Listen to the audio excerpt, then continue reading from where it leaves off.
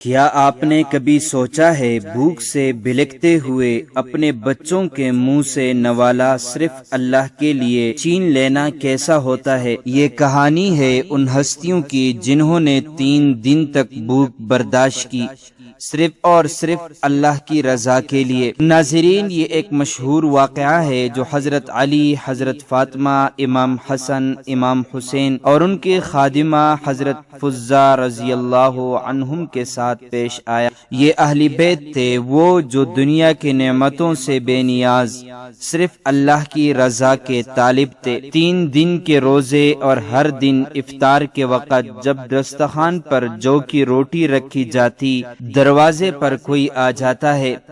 پہلا دن ایک فقیر دروازے پر آتا ہے۔ فقیر کہتا ہے، اللہ کے نام پر کچھ کھانے کو دے دو۔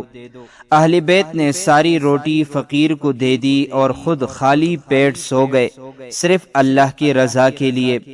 دوسرا دن یتیم بچہ دروازے پر آتا ہے۔ یتیم کہتا ہے، بھوک سے ہوں، کچھ کھانے کو دے دو۔ پھر وہی کیا، سب کچھ دے دیا اور اللہ کے نام پر فاقہ کیا، نہ شکایت نہ افسوس۔ تیسرا دن قیدی دروازے پر آتا ہے۔ قیدی کہتا ہے، مجھے بھوک نے ستا رکھا ہے۔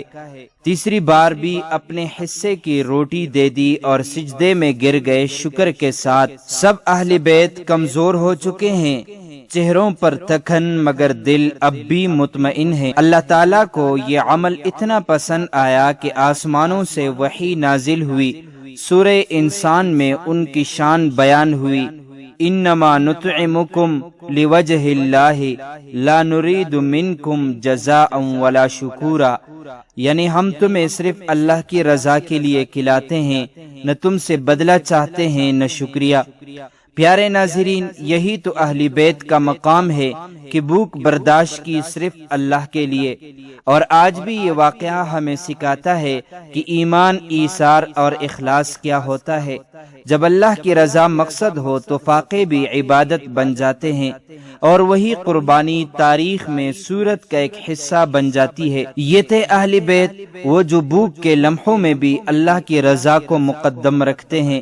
اللہ نے ان کے صبر اور ایثار پر وحی نازل فرمائی، قرآن کی آیت بن گئی ان کی قربانی۔